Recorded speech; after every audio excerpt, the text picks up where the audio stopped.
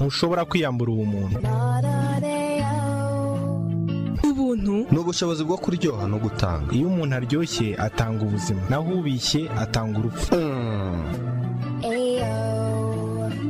Ni gute umuntu ashobora kuryoha? Ubuntu ni ikiganiro mugizweho na Association Modeste et Innocent Ami. Burya guhindura sosiyete uyigira nziza bisaba igihe, nubwo kuyiyobya ari nk'umunyuzo.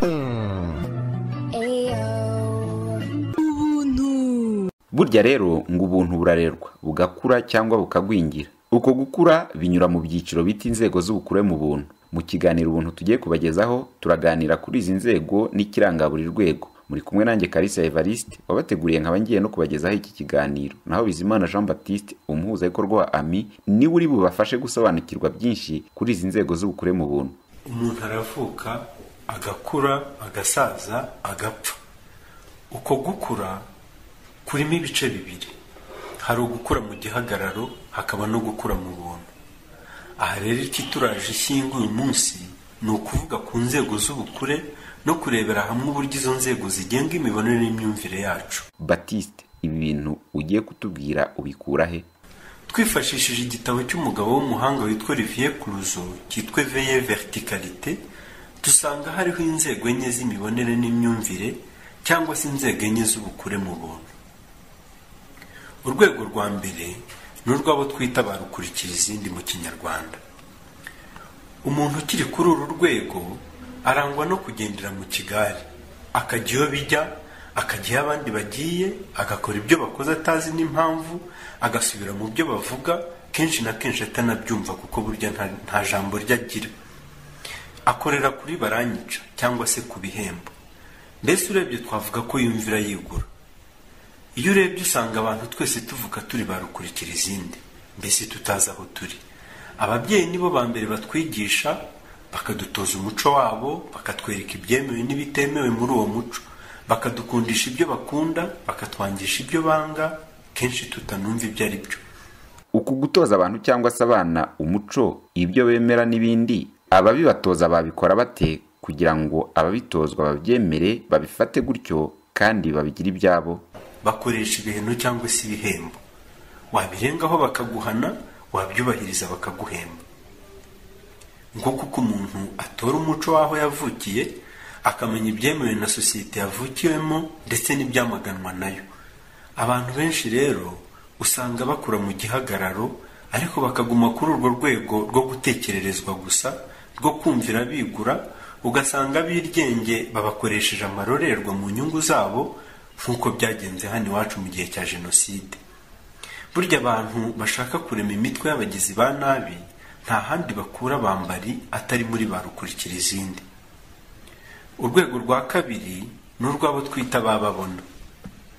Hari igihe kigera rukurikira izindi agasa n'ukangutse, agatangira kwigaragambya ku by'umuco umusaba no ku by'amateka yamushyizemo. Agatangira gushaka guca imirongo imuboshye no kugaragaza ko nawe ariho kandi ko nawe afite agaciro n'ijambo. Mbese twabigeranya n'igihe umwana aba amaze kuba ingimbi cyangwa se umwangavu, agatangira kugira imyitwarire itari isanzwe igamije gutuma abandi bamubona. Ni nayo mpamvu tumwita babona. Umuntu ugeze kuri uru rwego arangwa no kwikunda gukabije, aho usanga ahugiye ku nyungu ze bwite no ku byo ararikiye, kenshi atitaye ku bandi, mbese akaba nka cya kivumvuri kigira kiti nibi ni ibyanjye, nibi ni ibyanjye, wa wundi bigira umwami yita jyewe jyenyine. Babona kandi ashaka kuba ari we ugaragara wenyine, buri gihe akivuga yizimba, agacecekesha abandi. Ntiyihanganira ko hari uwavuga ijambo rinyuranye n'irye, cyane ko aba yemera adashidikanya ko ari we wenyine uzi ibintu, abandi bakaba ari ugushakisha. Urumva rero ko abayobozi bagiye batwaza igitugu cyangwa se boreka abo bayobora bari kuri uru rwego. Urwego rwa gatatu ni urw'abo twita abanyirizina. Kuri uru rwego umuntu atangira gukura mu buntu, agatangira kubona ko ari kumwe n'abandi bantu bafite agaciro nk'ake ndetse n'ubushobozi nk'ubwe, agatangira gukorana nabo. Atangira kandi kurenga ibihu yambitswe n'amateka nk'icy'ubwoko, ntiyiyitiranye nabyo, mbese akamenya uwo ari we nyirizina. Ni ukuvuga umwana w'Imana ikunda cyane. Niyo mpamvu tumwita nyirizina. uko agenda aryoherwa no kwibuka uwo ari we, niko agenda ashishikarira no kwibutsa abandi abo ari bo, ni ukuvuga abana b'Imana ikunda cyane. Aha rero atangira kumenya ko na nyina wundi abyara umuhungu, akavuga atizimba mu magambo, mbese ntacecekesha abandi. Ntatinya kuvuguruzwa cyangwa se kunyegwa, kuko ntabwo aba ararikiye kuratwa cyangwa se gukomerwa mu mashyi nk'ababona. Atangira kumenya gutega amatwi abandi, n'ijambo rye rikagenda ryitarura buhoro buhoro ibinyoma. Ububabare bw'abandi abugira ubwe, agatabara atitangiriye. Ni ukuvuga ko impuhwe zitangira kumubamo nyinshi, kuko aba atangiye kumenya ko abantu bose ari abavandimwe be, nubwo baba badasangiye uruhu cyangwa se ubwoko. Ururimi rwe rutangira kugenda rugobodoka, agatangira gushyira imbere ukuri n'ubutabera, ari nako ubwoba bugenda bwimukira urukundo. Urwego rwa kane, ari narwo rwa nyuma, ni urw'abo twita imana z'i Rwanda. Aho umuntu aba yarakuze mu buntu, ku buryo batagihihibikanywa na mba n'inyungu ze cyangwa se ubuzima bwe, ahubwo ugasanga ashyize imbere kwitangira inyoko muntu. Niyo mpamvu tumwita imana y'i Rwanda. Nuko aba yifitemo imimerere nyine nk'iy'Imana ubwayo. Umuntu wese umubonye akavuga ati kanakuriya ni imana y'i Rwanda. Umuntu wageze kuri urwo rwego yitangira atizigama inyoko muntu, agaharanira ko ibyaremwe byose birushaho kugubwa neza no kwisanzura. Kuri uru rwego imvugo iba ariyo ngiro, kandi ururiho akavuga ntacyo yikanga, kuko aba ari mukuri kandi atakiranganwa ubwoba namba. Uru rero ni urwego rw'abantu bose babaye intangarugero mu buntu, ku buryo bahindutse icyitegererezo. Ko numva si uyu muntu wa mugani wamugereranya n'Imana. Ese birashoboka ko hari abantu bageze kuri uru rwego, ku buryo baduha ingero zifatika z'abantu babayeho ku isi bageze kuri uru rwego? Aha twavuga nka Yesu w'i Nazareti, Gandhi, Martin Luther King, Mama Teresa w'i Calcutta n'abandi, ndetse tutibagiwe n'intwari zacu turata mu byiciro binyuranye. Uru rero mu by'ukuri ni urwego rudakunze kugerwaho n'abantu benshi, nyamara ariko niho twese duhamagarirwa kugera, kuko isoko bavoma hari imwe n'iyacu, usibye ko ari nacyo cyanatuzanye ku isi.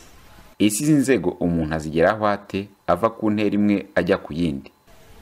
Twavuze ko umuntu ashobora kurinda asaza atarigeze mu by'ukuri atirimuka kuri rukurikira izindi. Ashobora kuharenga akaba babona, noneho akazarinda yipfira akiri babona. Nyamara ariko hari abagira amahirwe cyangwa se ubushake bwo kurenga izo nzego uko ari ebyiri, bakagera kuri ziriya nzego zo kuva mu bwana mu buntu bakaba bakuru. Bisaba iki rero kugira ngo umuntu ave ku rwego rumwe agere ku rundi? Akenshi kugira ngo umuntu ave kuri ziriya nzego zo hasi, bimusaba guhura n'uwo nakwita umukiza, warangije gukanguka maze akamwibutsa uwo ari we. Aha binyibukije Kagoma yabyirukiye mu nkoko, maze kurizi ko ari inkoko, ikarashya nk'inkoko, igateteza nk'inkoko, ikaguruka nkazo, kugeza ubwo irinzi inambuka itamenya ububasha yari yifitemo, nk'ubwo kogoga ikirere no gukeneka imiyaga. Yabuze uyibutsa.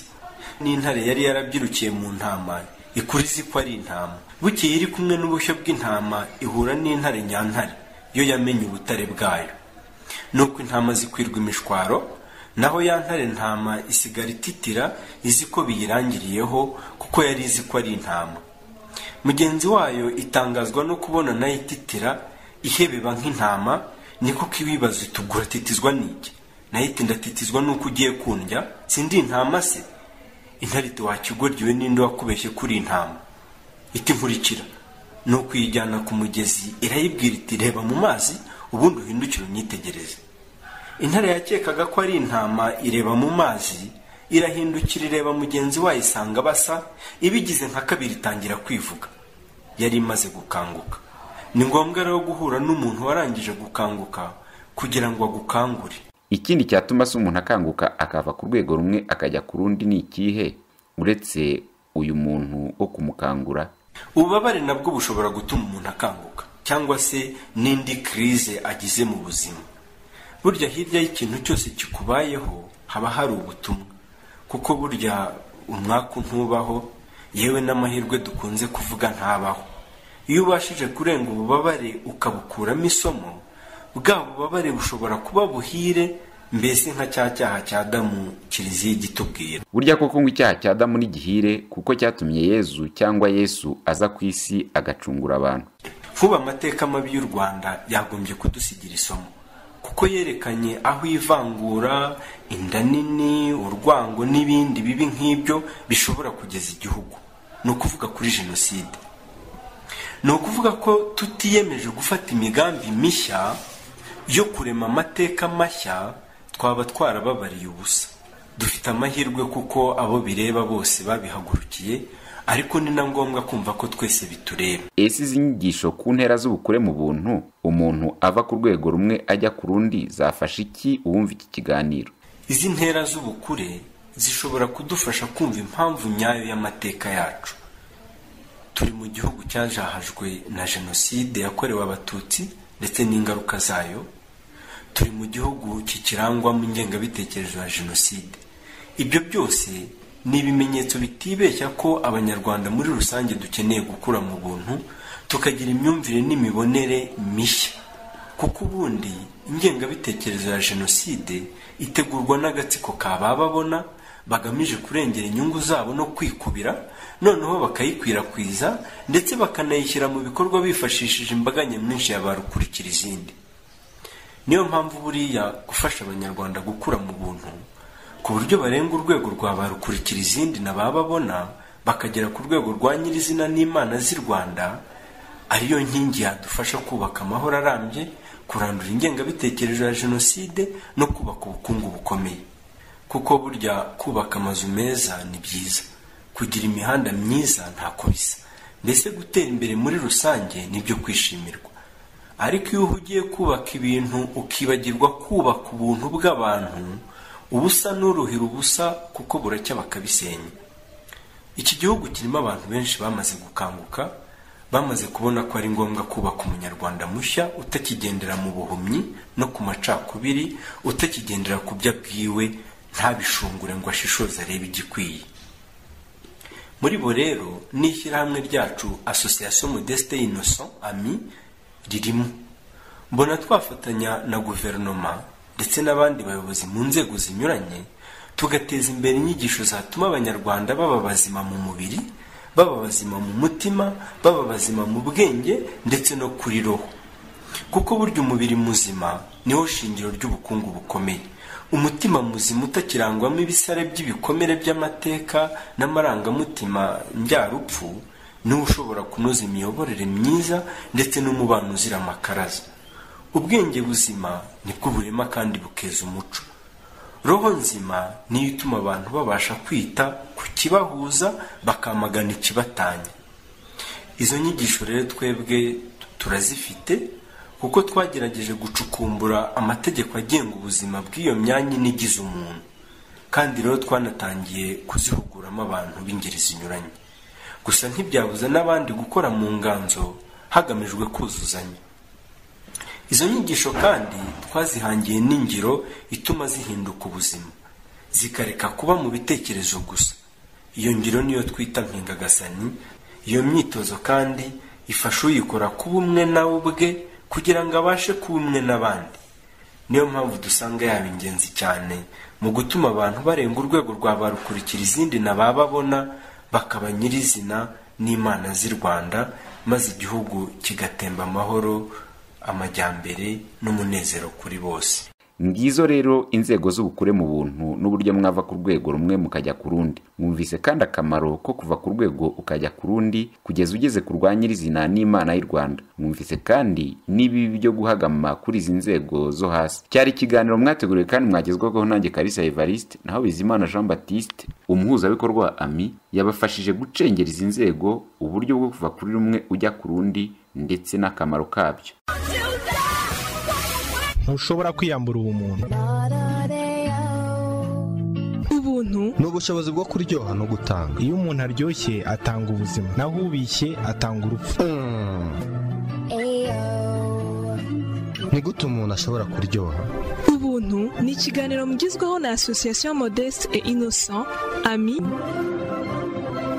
Burya guhindura sosiyete uyigira nziza bisaba igihe, nubwo kuyiyobya ari nk'umunyuzo.